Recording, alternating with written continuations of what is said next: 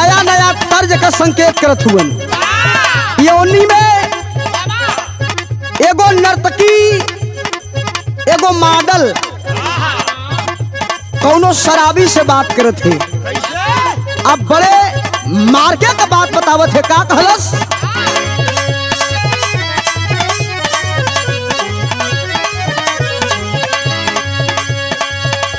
कहलस कि ये मोर करे जा हो,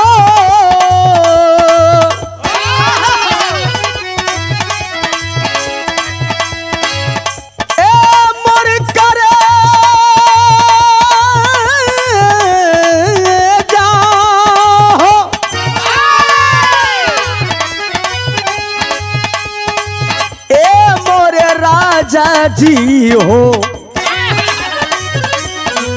हे मोर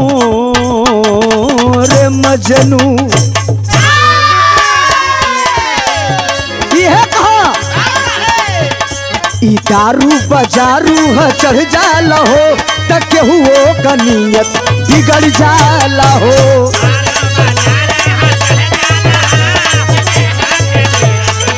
बिगड़ जाला हो।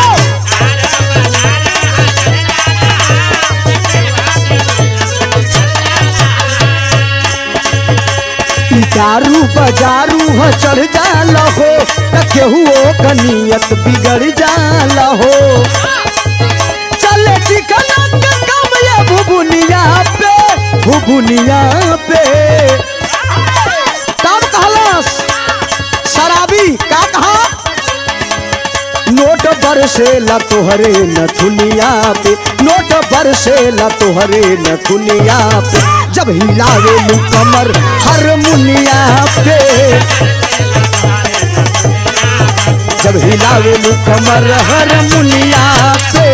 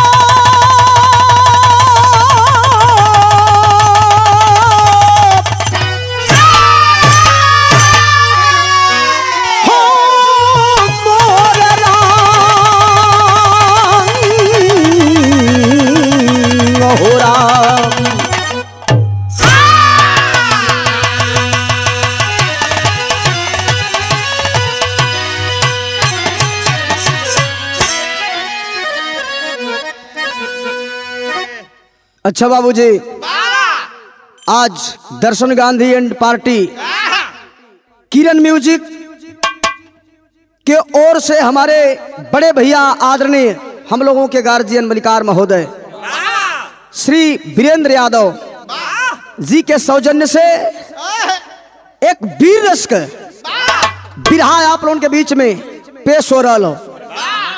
हमके आशा नहीं, उम्मीद हो, विश्वास हो कि आप लोगों के पसंद आई।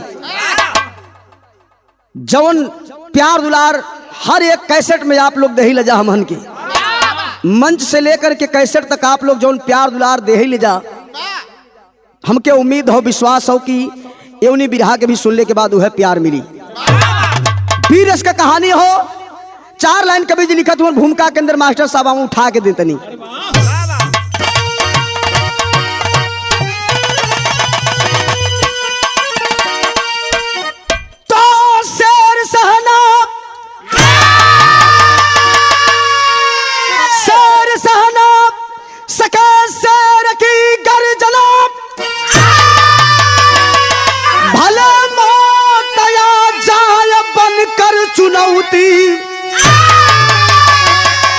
बदल मंजिल नहीं कुछ भी अंजाम हो,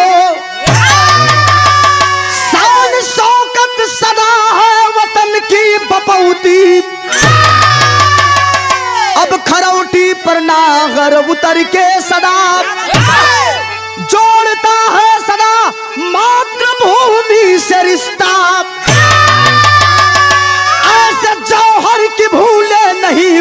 फरिश्ता, ऐसा पैगाम लेकर के आए फरिश्ता।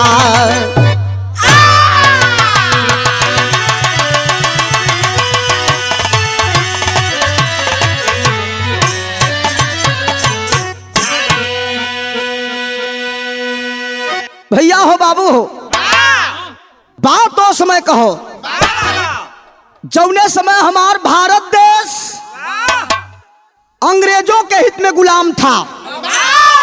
यह धरती माँ अंग्रेजों के गुलामी के जंजीर में जकड़ी हुई कराह रही थी और एक आवाज चली थी, गोरो वापस जाओ, हमारा हिंदुस्तान, हमारा भारत देश आजाद कर दो। भैया हो बाबू हो, वही ब्रिटिश गवर्नमेंट के व्यवस्था का ये बात हो, लेकिन कैसन एक लाइन यहां से कव्वाली का टुकड़ा कवि जी लेत हुए कैसे मास्टर आवे।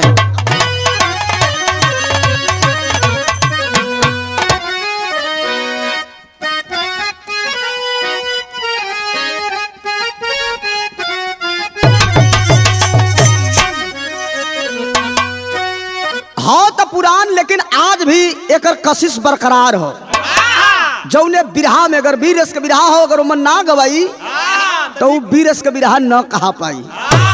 कुछ ऐसा चीज है। वाह, कौन कव्वाली मास्टर हमें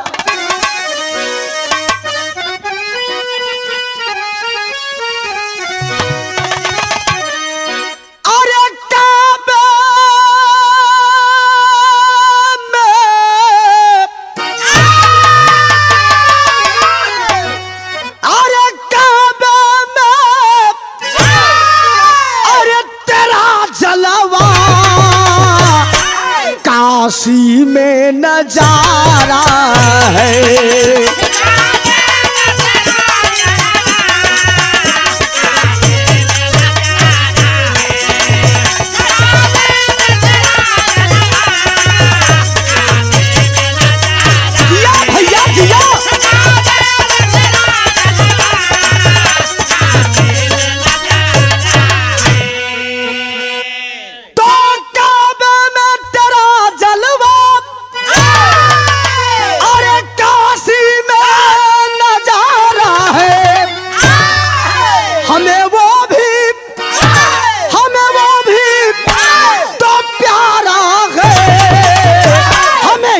भी तो प्यारा है। जियो से मेरे जवान, जिया भैया जिया।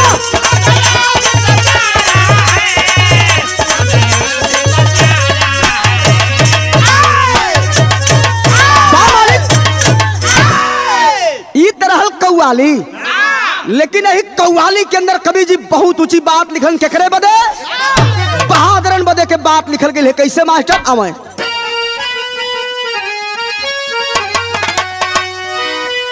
अरे भुजबल के, अरे भुजबल के, अरे जमाने में था शोर जवानों का।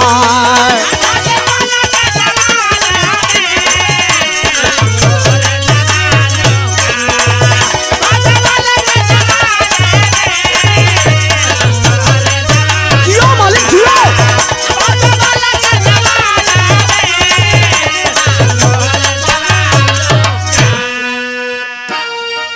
तो भुजबल के जमाने में था शोर जवानों का।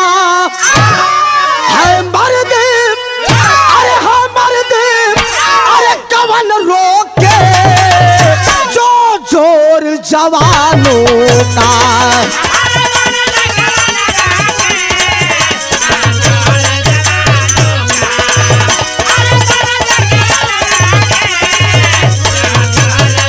जियो जियो मालिक जियो।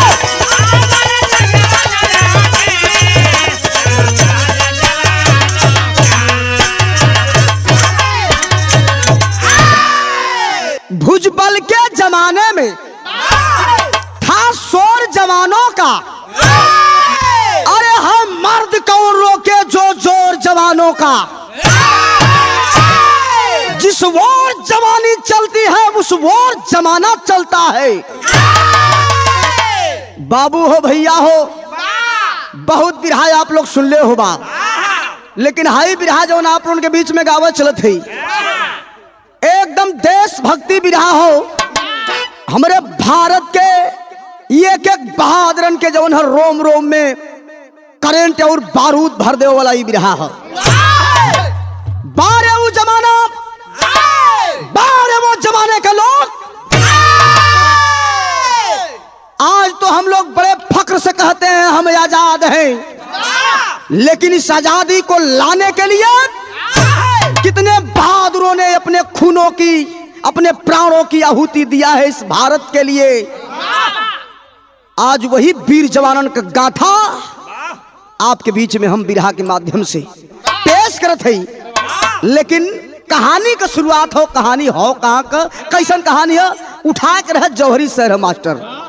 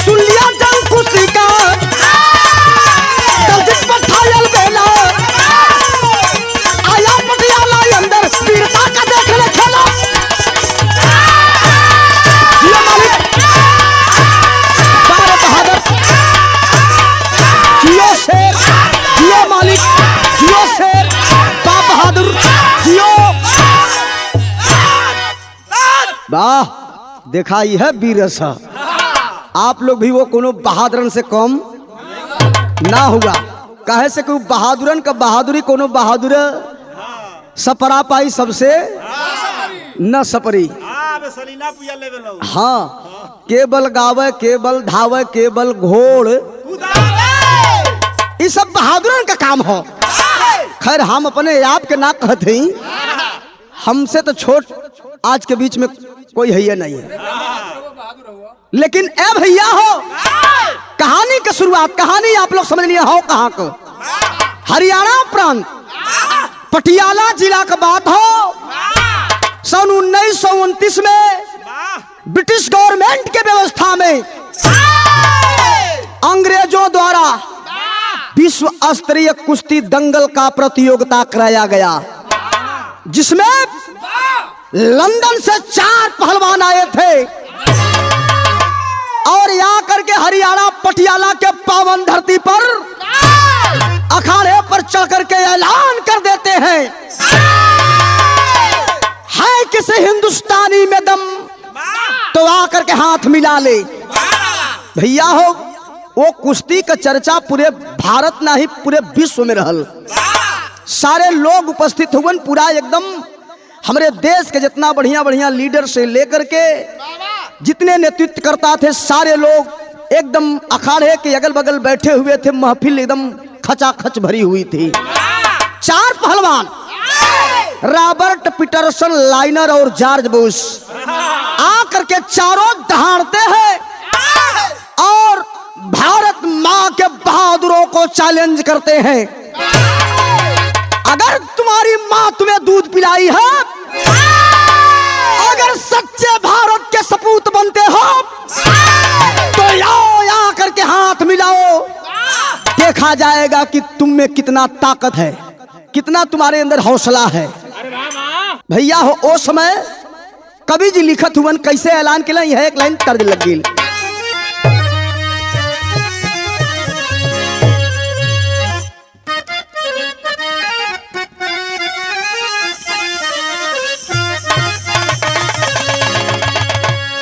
देखा बड़ी पुरान गीत हो, लेकिन रस एकदम, ये गीत के एक एक शब्द में रस हो। पुरान चीज में रस रहेला भैया। भैया पुरान कौनो चीज होकर बड़ा रस रहेला। जैसे मैं अब आप लोग बता सको तो हम तभी नयन है कैसे आवा।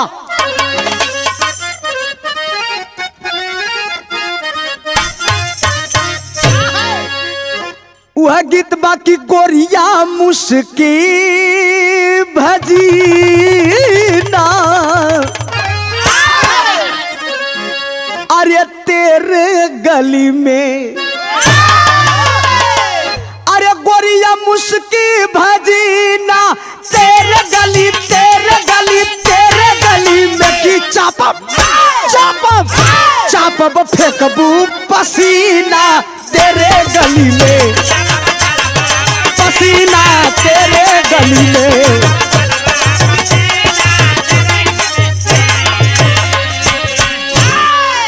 ई तरह तर्ज, लेकिन बिरहा के अंदर कभी जी बात लिखत हुअन अंग्रेज पहलवान आकर के ऐलान कैलन का, अरे यही ले गोरे गुमानी पानी लूटे ना, अइले गोरे गुमानी।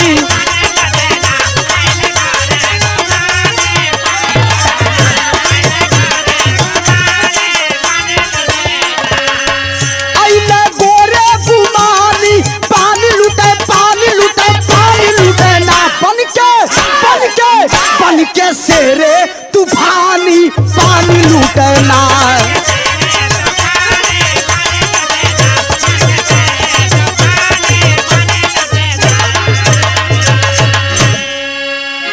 ऐलान करत हुअन का कहलन मास्टर, अरे कस के नी गोटा दिहल ऐलान सुनाई,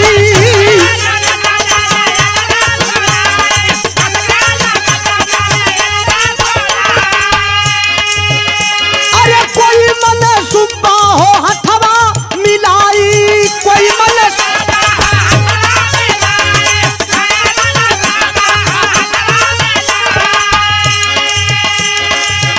सुने सब हिंदुस्तानी पानी लूटे पानी लूटे पानी लूटे ना, यही न गोरे गुमानी पानी लूटे ना।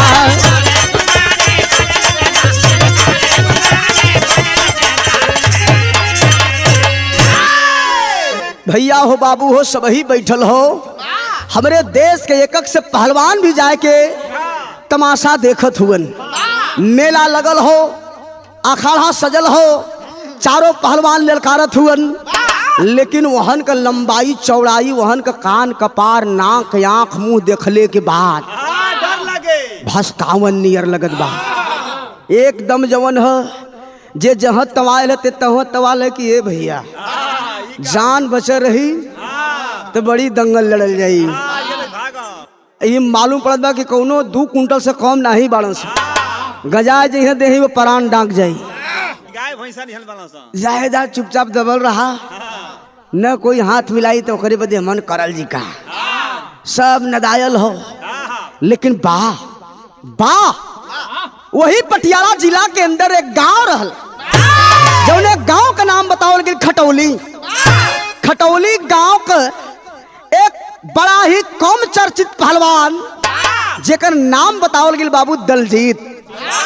अखाड़े में वो भी बैठल हुवन, तमाशा देखे बदे आ रहलन कि तनी चलब मेला घूमब आ ओकरे बाद दंगल देखब। लेकिन बात जब पानी के आ गई, मान और सम्मान के आ गई, दलजीत तनी सा हथवा उठावत हुन कि भैया हम ही लड़ल चाहत है। 4 लोग तुरंत गलियां बगलियां का बैठा दिल, बैठा तू का में बिचवा में उठत हुआ, झूठे हल्ला करत रह तू, झूठा कह लोग कि भैया बैठा बैठा बैठा बैठा। दलजीत कहल कि भैया लड़ल चाहती तो काहे आप लोग बैठावत हुआ, तो मर्दवा अपन सकल सूरत न हुआ देखत, शरीर पानी न हुआ देखत, अपन यहन के चक्कर में पड़बा। तब से फिर 4 फेरा घूम ले अंग्रेज है, किसी में दम तो आकर लड़ ले, फिर नहीं बर्दाश्त भल, फिर उठावत हुआ हाथ की लड़ब।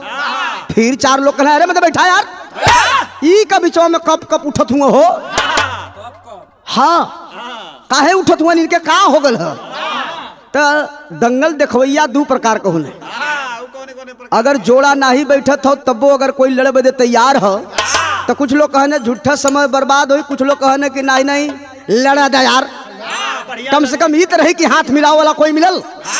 दो चार लोग समझावे लगले कि जायदा इनके लड़ा दा, बात देश का हो, पटकी है तब पटकई है तब कम से कम ये तो सम्मान रही कि नहीं भारत के धरती पर कोई पहलवान हाथ मिलाओ वाला तो रहल।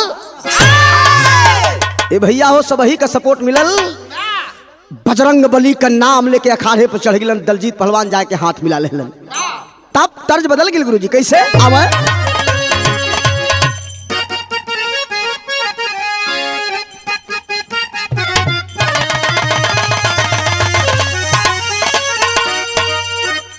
झूलनिया का गुजवा, अरे झूलनिया का गुजवा, अरे टूटल हो राजा, अरे जवनिया में गड़िया छूटल हो राजा, जवनिया में गड़िया छूटल।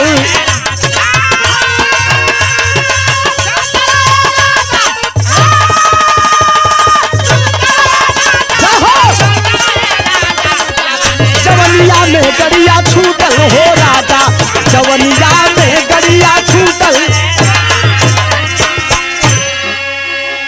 ई तो हमन के दादा के जमाने का गीत रहल, लेकिन एक आधुनिक जमाने में एक गीत और हो, दीपक भैया आई रहल, जोधन चाचा एक गीत और आई रहल, जौने में देखावल गल एक 80 बरिस का पुरनिया, 80 बरिस का बुढ़ा कपारे पर मौर बनले ऐसने पियरे ओकरो रहल जवन है, मान के चला कि शादी के जवन शगुन होला पियर का गमछा जवन है, एक ठे लड़की जींस पहन के पीछे पीछे ओकरही में जोड़ले रहल, लड़किया पीछे पीछे बुढ़वा ठेहुनी लेके आगे आगे मौर बांध के आवत रहल। आयल दुआरी पर लड़कवा बड़ी खुश भले कल लइका रहल, कलश की अरे बाबू तो बड़ा सुगर मुगर चिड़ई लिएला हो, अब तो फलनवा के घरे में कुदले से लाज जूता खैले से जान बचा।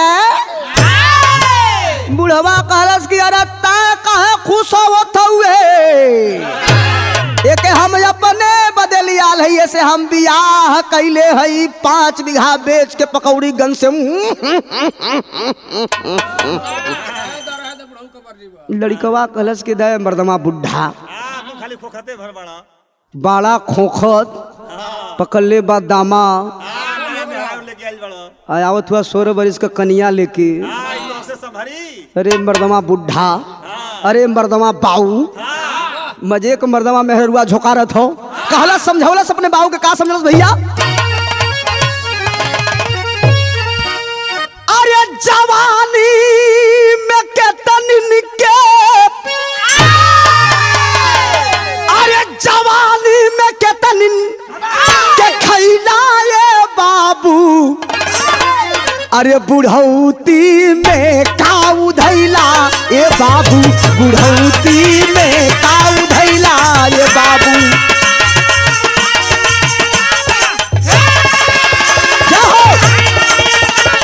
उधैला ये बाबू, बुढ़ौती में काऊ धैला ये बाबू, बुढ़ौती में काऊ धैला।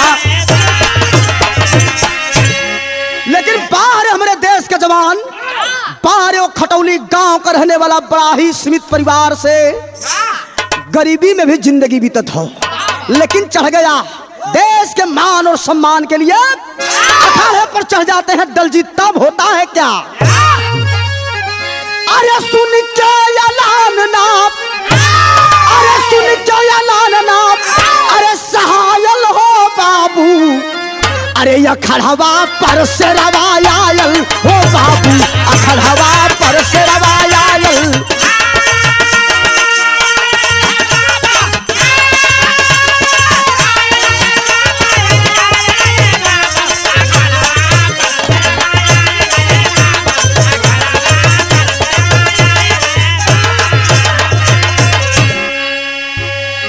अरे दिल में तस्वीर राणा का हल्दी घाटी,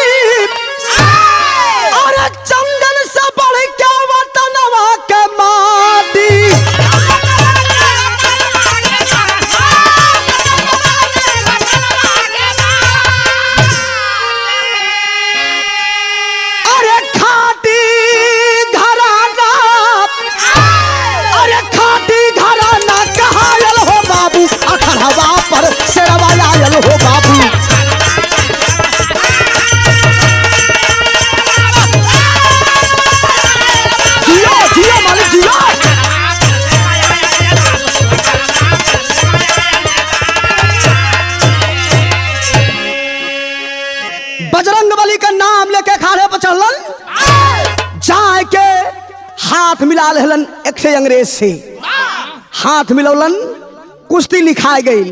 कुश्ती लिखाई तो ये नहीं हो कि अब 10 दिन के बाद हुई ना, कल करे सो आज करे, आज करे सो अब तुरंत जौन है एकदम फाइनल हुई। भैयल का ये बाबूजी उसमें कवि जी लिखत हुए टेरी के अंदर आवे,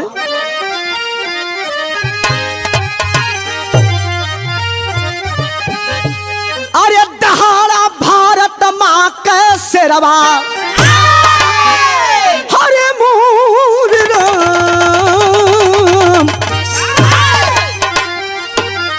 अरे दहाड़ा भारत माँ का शेरवा, अरे काल विकराल समर फौलादी बनल अखाड़।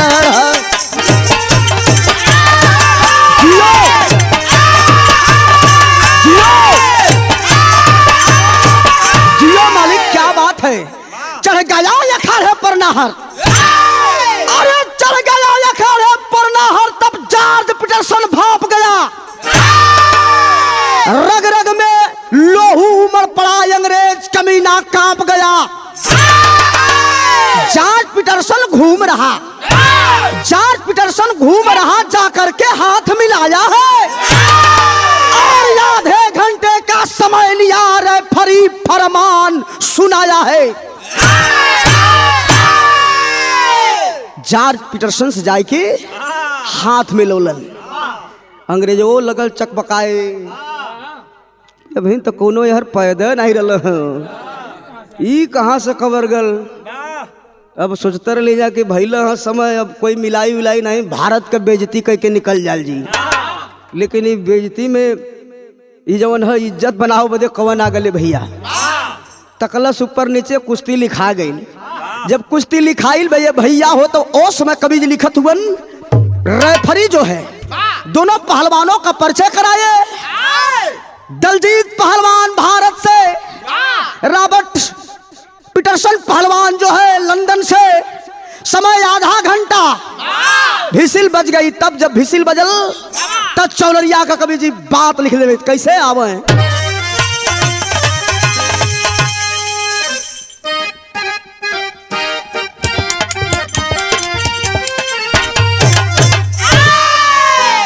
अरे तब बारी उमर कमर लचकनिया, बारी उमर कमर लचकनिया, गोरिया घीचैन हुर के पनिया, गोरी का झूले झूलनिया ना।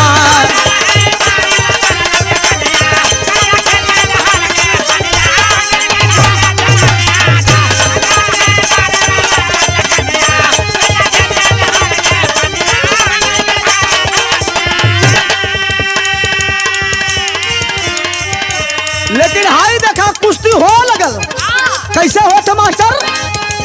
बाजल सीटी पयतरा लिहल, बाजल सीटी पयतरा लिहल, पहलवानवा हो जवनवा, कई के हाथ मिलनवा ना। बाजल सीटी पयतरा लिहल, पहलवानवा हो जवनवा।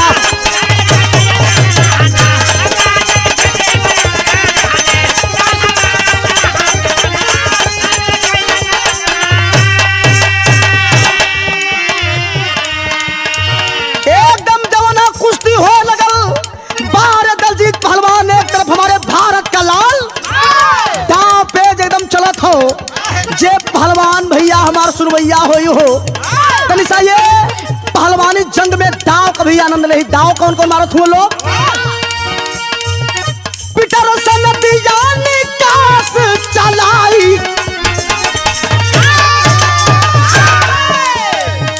पीटरसन दिया निकास चलाई, दलजीत चरखी पर लहराई, मारा अंतियों बहरई थी, काला जंग से काटा कैची, तयची मुल्तानी से पटका, ऐसी मुल्तानी से पटका, कौने छानवा हो जवनवा, कई के हाथ मिलनवा ना।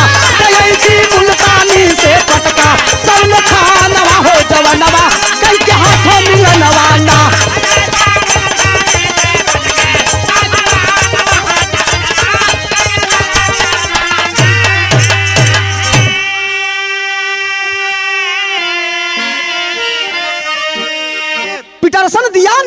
चलाई, दलजीत चरखी पर लहराई, मारा अंटियो बहरैची, काला जंग से काटा कैची।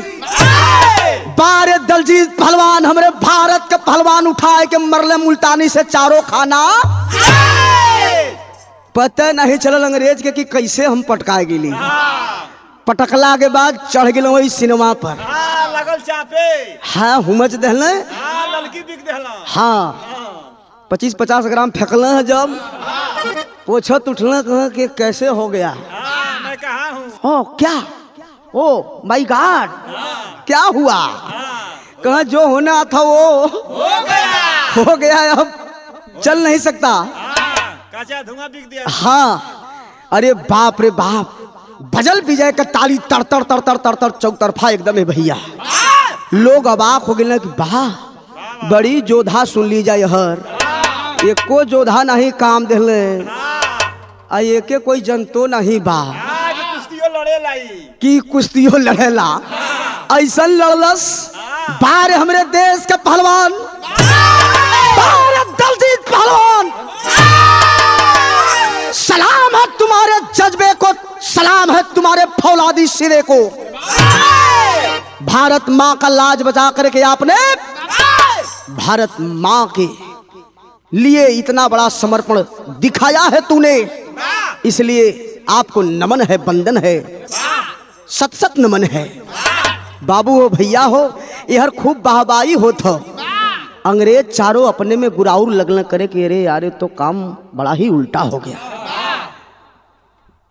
कहल गई कि अब बताइए कि हम ही लोगों का शासन राज हमान कहो, भारत को गुलाम हम लोगों ने बनाया है, लेकिन भारत का गुलाम व्यक्ति ही हमें आज भरी महफिल में सरेआम जो है हमें नंगा कर दिया।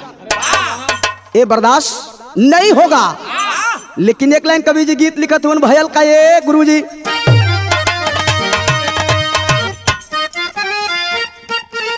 ओहो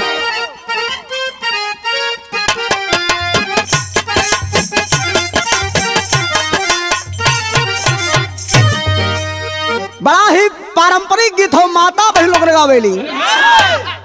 ये भैया हो के माता बहन लोग गावेली। आ जानत हुन कब गावेली, जब तनी कोनो शुभ काम करे जाली तब गावेली।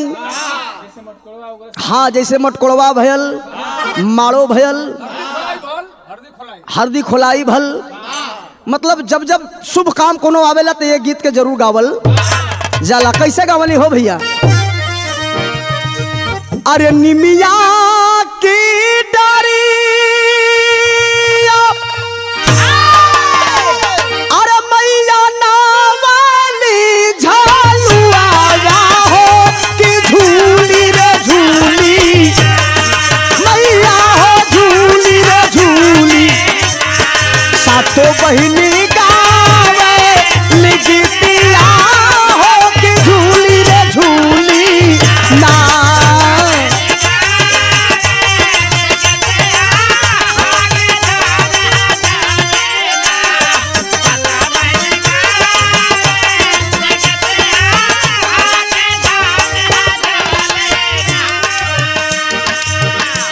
जागल बाजवनिया पटका भर के स्वाभिमनिया हो, अखड़ हवा बिचवाना, अरे हो अखड़ हवा बिचवान, तहार सीता सब ही हिंदुस्तानिया हो, अखड़ हवा बिचवाना।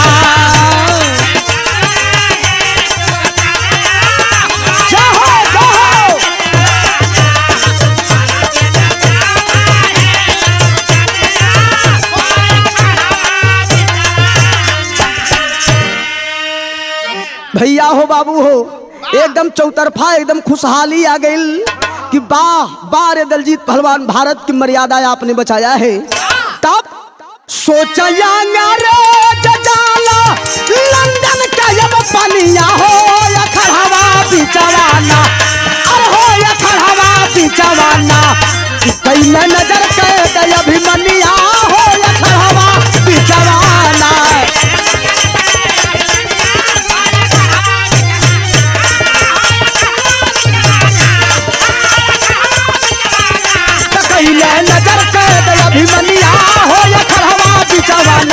कई नहीं नजर कैद अभिमन्या।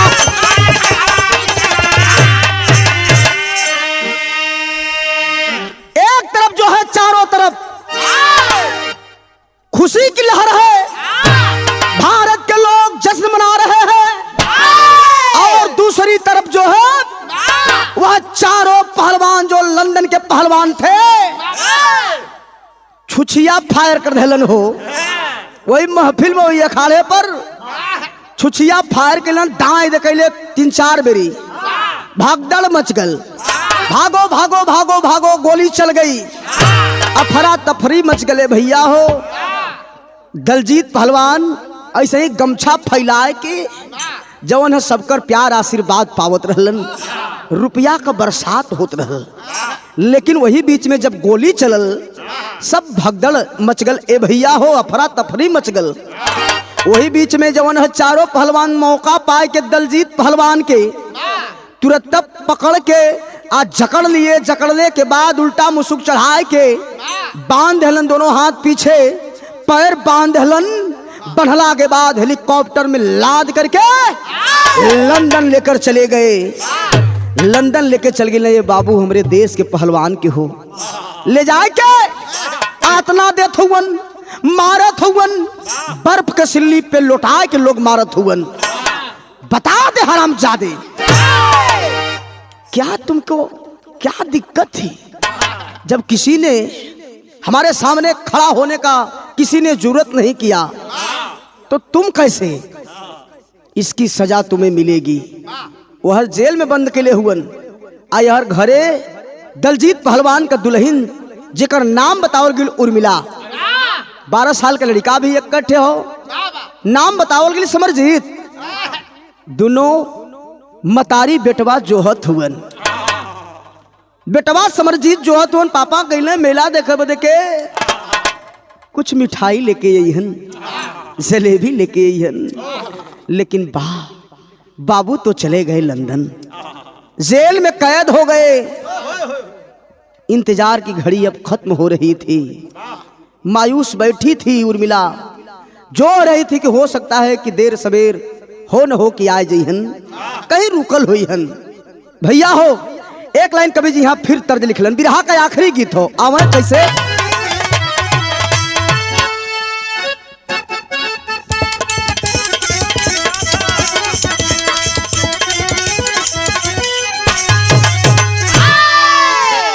वह गीत बाकी अरे ससुरे सरूसल बाती, ससुरे सरूसल बाती, रियावा न हो धैली नहीं हरे करा।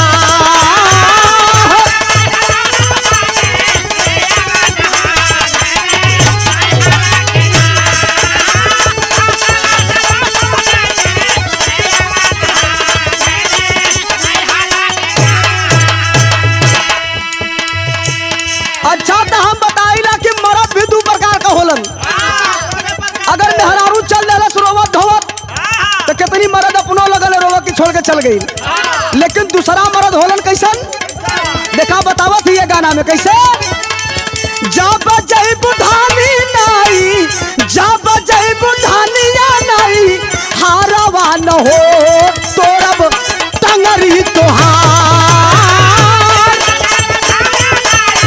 हारवा न हो तोरब टंगरी तोहार।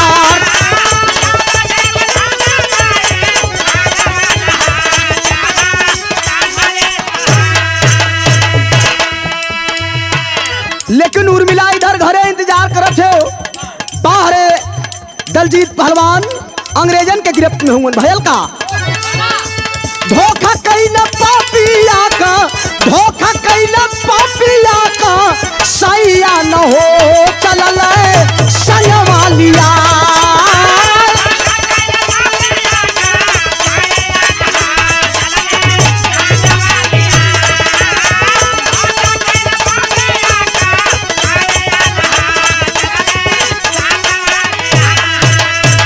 बंद कैला जेल में, बंद कैला जेल में, कसैया न हो गईली मम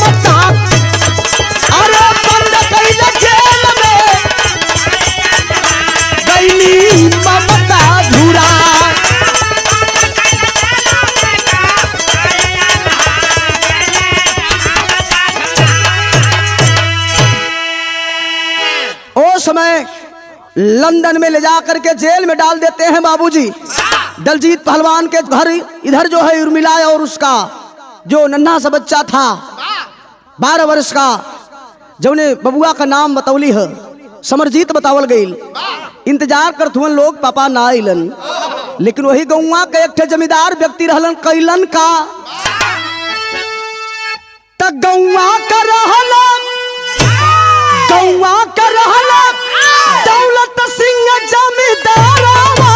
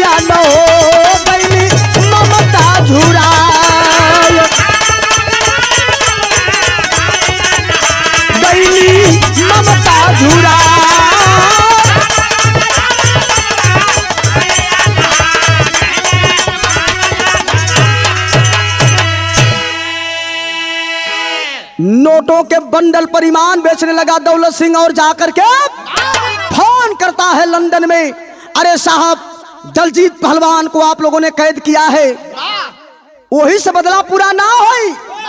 अरे बदला पूरा होई कब साहब? दलजीत पहलवान कभी औरत बड़ी सुघर हो ओके ले जाइबा तब बदला पूरा हो जाई, ले जाइबा। औरतों पे लट्टू होना अंग्रेजों की आदत थी। उड़ान भरता है अंग्रेज और आकर के उर्मिला को भी और उसके 12 वर्ष के बच्चे समरजीत को भी कैद कर लेता है। अपहरण करके ले जा करके लंदन में खंभे में बांध करके कोड़ों से मारना शुरू करता है। बता दे हरामजादी, और तुम्हारे भारत के अंदर कितने ऐसे पहलवान हैं? बता दो हमें। रोवत है उर्मिला, साहब बाबू हो कैसन पहलवान के पहलवान, हमन से का मतलब है बाबू? काहे बदे आप लोग हमके यहाँ लेके ला बाबू? छोड़ दा बाबू, हमन के छोड़ दा बाबू। लेकिन बारे अंग्रेज दया नाम की चीज नहीं है। 12 साल का लड़का समरजीत भी रो रहा है कि साहब हम लोगों को छोड़ दीजिए साहब, पापा आएंगे अगर घर पे साहब तो खोजेंगे हमें साहब। बोलैहन ए साहब जब न मिलल जाई ना बाबू हो, बाबू हमार जान दे दी हन। ये धरती पर अगर सबसे ज्यादा कोई के मानलन बाबू ता अपने बेटवा की, हमरे मम्मी के यह छोटी सी दुनिया हमन का है साहब, मत उजाड़ी, हमन के भेज दे घरे साहब। हमन का कसूर हो, का गलती है साहब? अंग्रेज कहते हैं गलती सुनोगे, तुम्हें मालूम नहीं है, तुम्हें मालूम नहीं है तुम्हारा पिता कहाँ है? समरजीत कहलन ना बाबू हमन के कुछ नहीं मालूम। का आप लोग कथुआ हमन के समझ में ना आवत। उसमें भयल का कभी जी पहपट के अंदर बात लिखत हुआ कैसे मास्टर?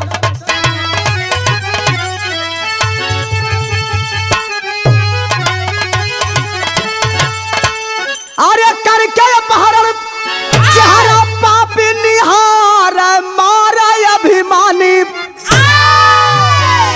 अरे करके अपहरण चेहरा पापी निहार मारा अभिमानी। अरे लोहा लाल कर आग सतन में जा रहे मारे अभिमानी।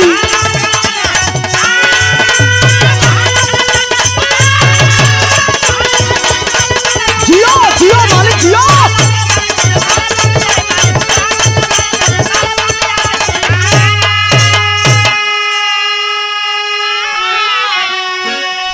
अरे बांध के खंभे में दोनों को, अरे बांध के खंभे में दोनों को पूछा भेद अन्यायी हो, मगर मुंह से यह न निकला देहली प्राण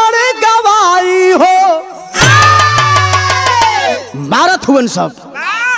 एक अंग्रेज कहता है कि ऐसे नहीं मानेगी, हरामजादी, यह भी भारत की ये पुजारन है, भारत माँ की ये पुजारन है, ये ऐसे बकने वाली नहीं है, काट दो इसका स्तन। अंग्रेज बाबू ले जा के छुड़ा से उर्मिला माता कहो स्तनवा काट दिलन हो बाबू हो। लोहुआ लोहान धरती पे हाथ बंधे हैं और वह माँ भी तड़प तड़प करके जो है इस दुनिया को छोड़कर चली गई। तब बात के खम्भे में दोनों को पूछे भेद अन्यायी हो, मगर मुंह से यह न निकला देहली प्राण गवाई हो।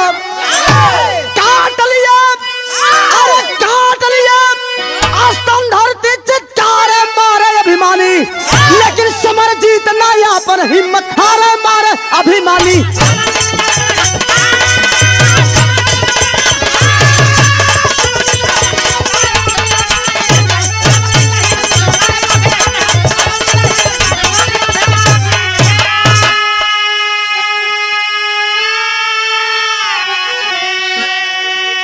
बाबू हो राज माँ के कलेजे में दबा दबा रह गया, पूरी बात नहीं सुन पाई, पूरी बात समझ नहीं पाई। मार खाते खाते वो माँ भी इस दुनिया को छोड़कर चली गई। बगल में बेटा समरजीत भी अपने माँ का दुर्दशा देख करके बर्दाश्त नहीं किया, वह भी खंभे में बांधे बांधे वह बच्चा भी जो है बेहोश हो गया। समरजीत भी बेहोश हो गया ने भैया हो। लेकिन कवि जी लिखत हुआ आल्हा के अंदर नतीजा निकलल का।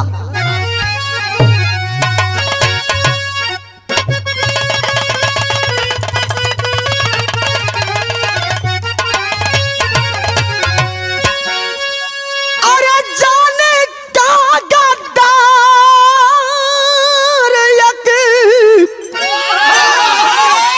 अरे शराफत के कीमतिया, अरे मोरे राम जानी का कसैया हो गैया का दूल्हा।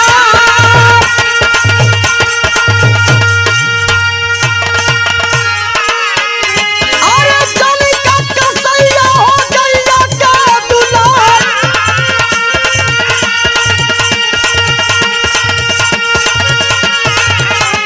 वैसे नजर काट गैया दलजित पीरावा के,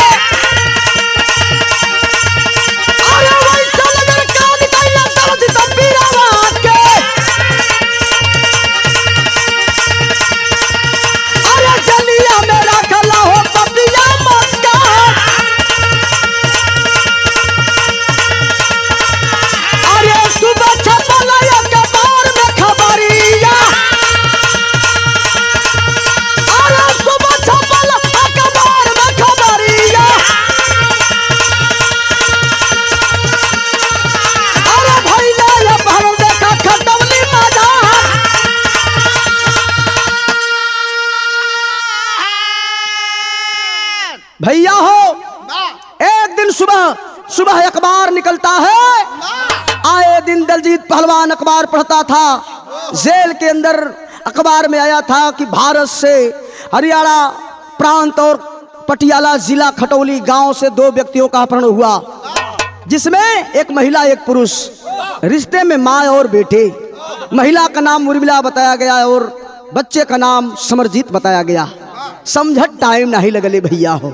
दलजीत समझ गिलन कि हमके तो लिए इलन सब, लेकिन हमारे परिवार के भी ये सब लिए इलन, बचावे के पड़ी, नहीं तो हमारे परिवार के भी सब मार दिहन, बचाना होगा। लेकिन जेल में कैद है और जैसे बाघ जवन है, शेर जैसे जेल के अंदर जवन है तड़पड़ाला हो, वैसे दलजीत जब सुनले कि हमारे परिवार भी यहाँ आगल है, ये सब लेके आगल हुवन, तड़पड़ाए लगलन। एक छोटा सा खिड़की हो, सोचलें कि कूद जाए वो पार, आ जाए के जान बचा दे। तब तक भयल का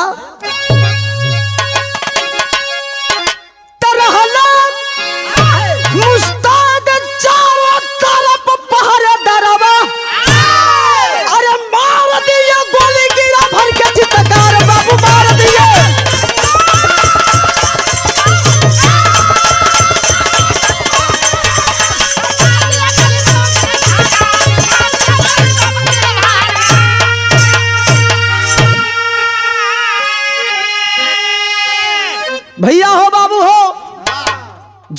हमारे दलजीत पहलवान खिड़की से कूदल चहलन वो पार।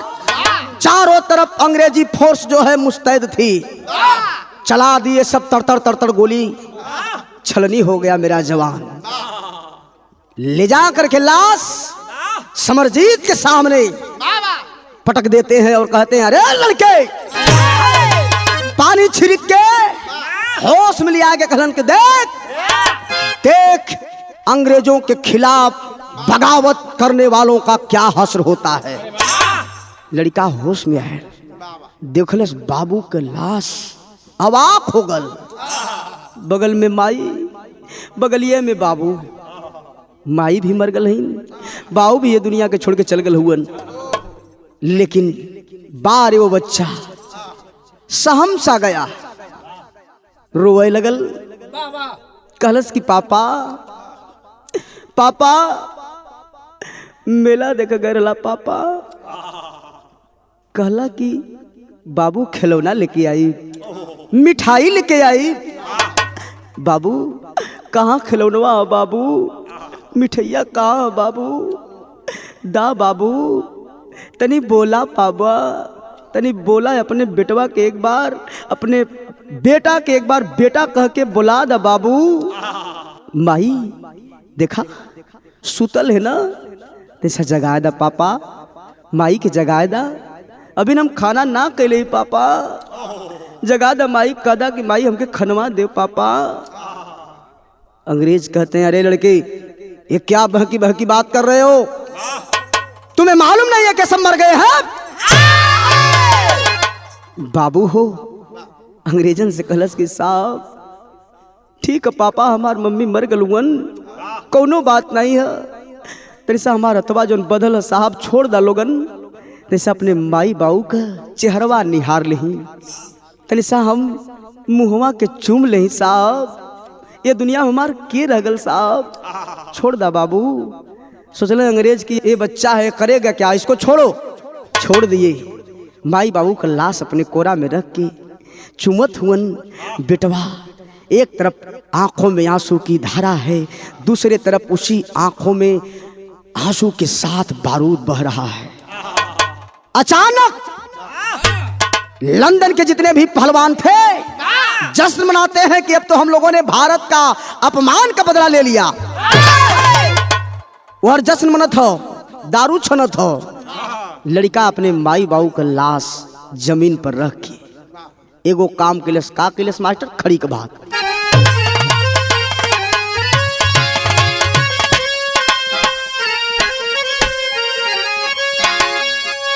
अरे जश्न मनावा, अरे खुशी में सब लंदन के वासिया, तो देखा देखा बेटा भर नया नवा बाबू का लसिया।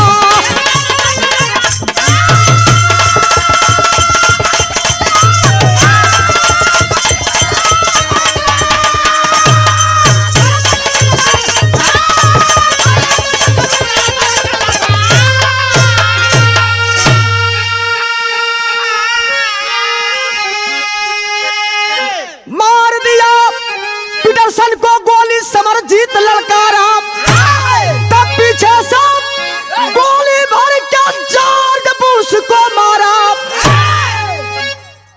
भैया हो बाबू हो, अंग्रेज नशा में धूत हुअन, जाम चलत हो। लड़का जौन है हृदय में बारूद भर के माई बाबू का चरण स्पर्श के कसम खाई के पिस्टल खींच लिया। और खींचता ही नहीं है, तुरंत जो है ताबड़तोड़ चला देता है गोली। चारों जाने वो इतना चारों खाना चेत ले लिया अपने माता पिता का भी बदला ये भी बच्चा। नतीजा निकल का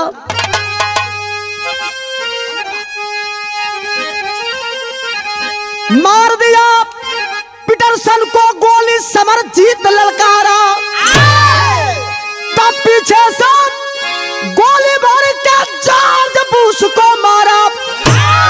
तो सारा सारा हार से हिंदुस्तान आवा बाबू का लसिया।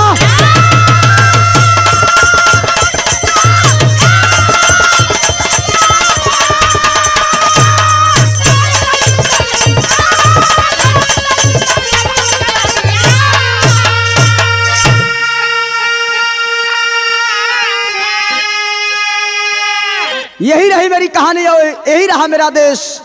ऐसे ऐसे वीर सपूत, ऐसे ऐसे देश के नाहर वीर बहादुर हमारे देश को मान और सम्मान को बचाने का काम किए। भले अपने आप को और अपने पूरे परिवार को इस धरती के लिए बलिदान कर दिए, लेकिन कदम अपना पीछे नहीं हटाए। ऐसे ऐसे बहादुरों की गाथा कवि जी लिखते हैं। आखिरी भाव घराने का परिचय आवा।